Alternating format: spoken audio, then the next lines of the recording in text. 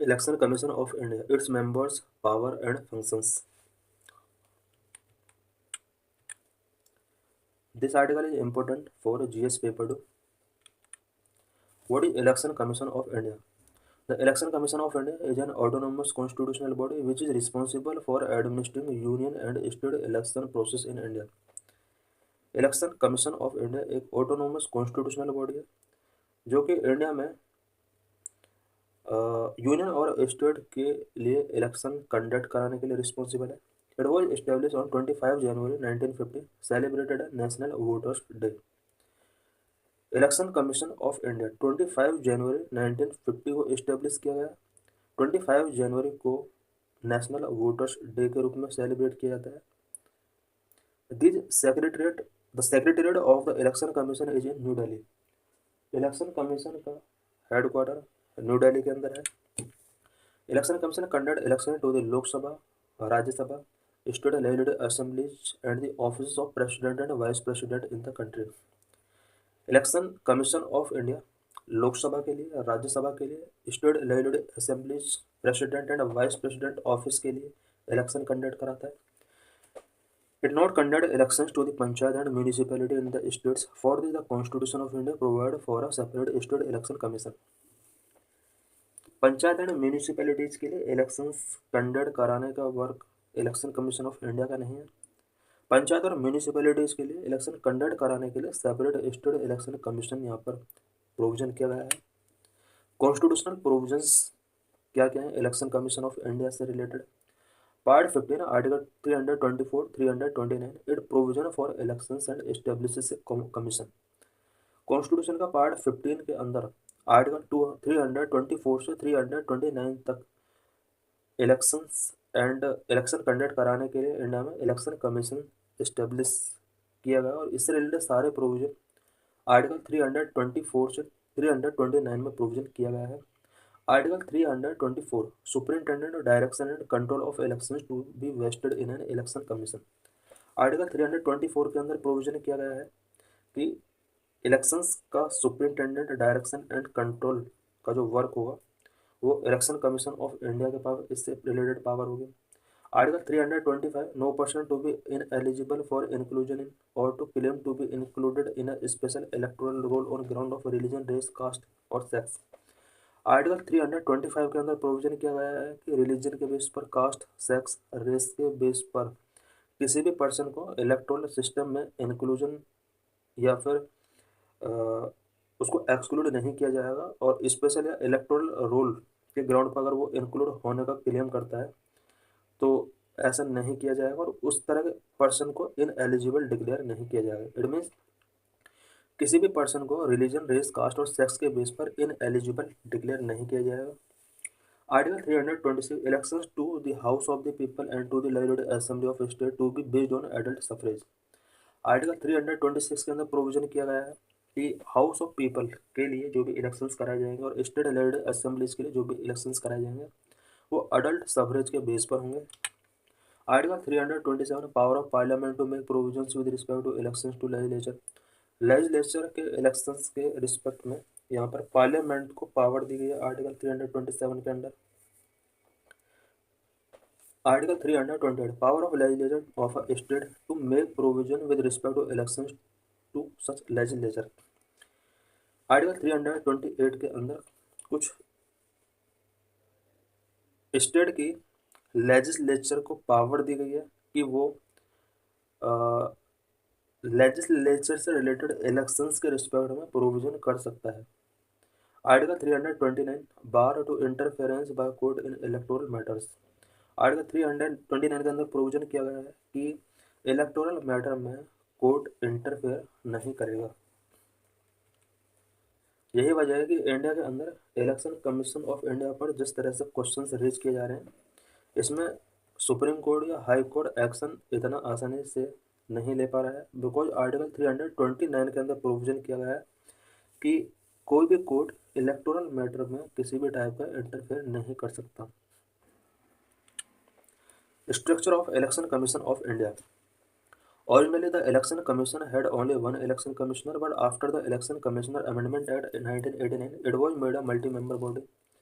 Originally election commission of India में only one election commissioner हुआ करता था, बट 1989 में इलेक्शन कमिश्नर अमेंडमेंट एक्ट 1989 किया जाता है। इसके बाद इसमें मल्टी मेंबर ऐड किए जाते हैं। It means election commission of India अब एक मल्टी मेंबर बॉडी बन जाता है। The election commission shall consist of chief election commissioner and other election commissioners if any as the president may from time to time fix।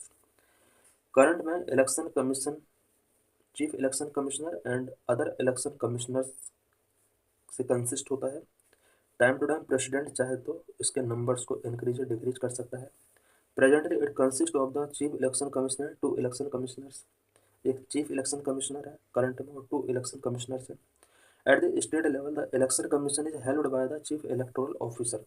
State level पर जो election commission होता है उसको help करने के लिए चीफ इलेक्टोरल ऑफिसर होता है। Appointment and tenure of commissioners, election commissioner का अपॉइंटमेंट कैसे किया जाता है, उसका टेन्योर क्या होता है।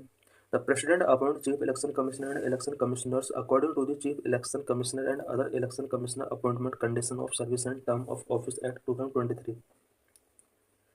Chief election commissioner and other election commissioners का जो अपॉइंटमेंट होता है वो प्रेसिडेंट करता है, और प्रेसिडेंट इसके लिए chief election commissioner and other election commissioner appointment condition of service and terms of office act 2023 के अकॉर्डिंग इसमें अपॉइंट किया जाता है। They have fixed tenure of 6 years और up to the age of 65 years whichever is earlier.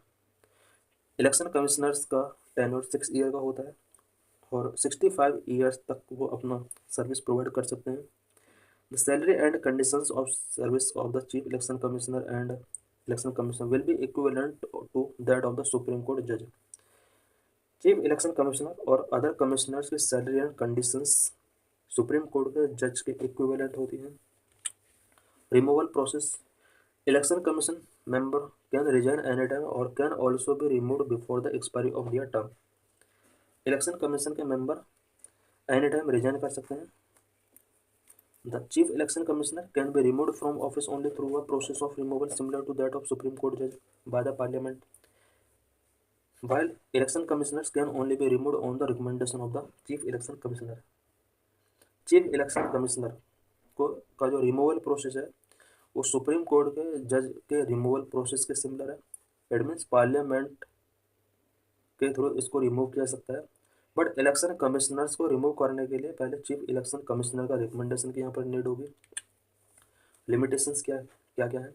The constitution has not specified the term of the members of the election commission. Election commission के members का term constitution के अंदर specify नहीं किया गया है। The constitution has not prescribed the qualification, legal, educational, administrative और judicial of the members of the election commission. Election commission के मेंबर्स का क्वालिफिकेशन कॉन्स्टिट्यूशन में प्रेस्क्राइब नहीं किया गया है। Constitution has not debarred the retiring election commissioner from any further appointment by the government।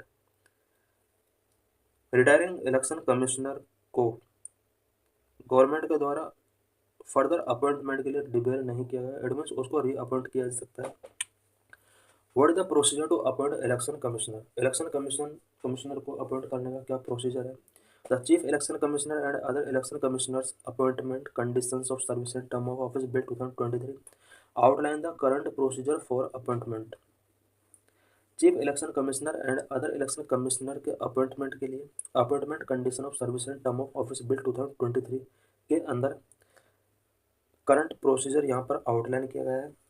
The president appoint the chief election commissioner and other election commissioner on the basis of recommendation of the selection committee. Chief election commissioner और election commissioner के appointment के लिए एक committee होती है जो कि president को रिकमेंड करती है, और इस कमेटी के अंदर प्राइम मिनिस्टर 3 मेंबर कमेटी होती है जिसमें prime minister, 1 union cabinet minister and leader of opposition इसमें इंक्लूड होते हैं। ये कमेटी प्रेसिडेंट को रिकमेंड करती है, प्रेसिडेंट उसके बाद election commissioner, chief election commissioner को यहाँ पर अपॉइंट करता है। और search committee headed by law minister propose a panel of names to the selection committee. Selection committee का के अंदर कौन कौन से नेम होंगे, इसके लिए एक सर्च कमेटी होती है जो कि लॉ मिनिस्टर के द्वारा हेड की जाती है। ये सर्च कमेटी सिलेक्शन कमेटी के लिए नेम प्रपोज करती है, और ये 3 मेंबर जो कमेटी होती है, अपॉइंटमेंट सिलेक्शन कमेटी, ये प्रेसिडेंट को रिकमेंड करते हैं। This is previous year question related to this article. Question number 1, consider the following statement. 2017 में क्वेश्चन रेज किया गया था। यहाँ पर 3 स्टेटमेंट्स दिए हुए हैं, कौन सा स्टेटमेंट करेक्ट है, इसमें आंसर गिवन करना है। The election commission of India is a 5 member body. This statement is wrong because current में इसके 3 मेंबर्स हैं, 1 chief election commissioner and 2 other members. Statement second, the Union Ministry of Home Affairs decide the election schedule for the conduct of both general election and by-election. This statement is wrong because general elections and by elections conduct कराने के लिए election commission of India date schedule करता है। Statement 3, election commission resolve the dispute related to splits merge of recognised political party. This statement is true, so the correct answer is D. 2022 में ये question mains में पूछा गया था। Discuss the role of the election commission of India in the light of the evolution of the model code of conduct. Election commission of India का क्या role है और मॉडल कोड ऑफ कंडक्ट का evolution कैसे हुआ, इससे related ये question है।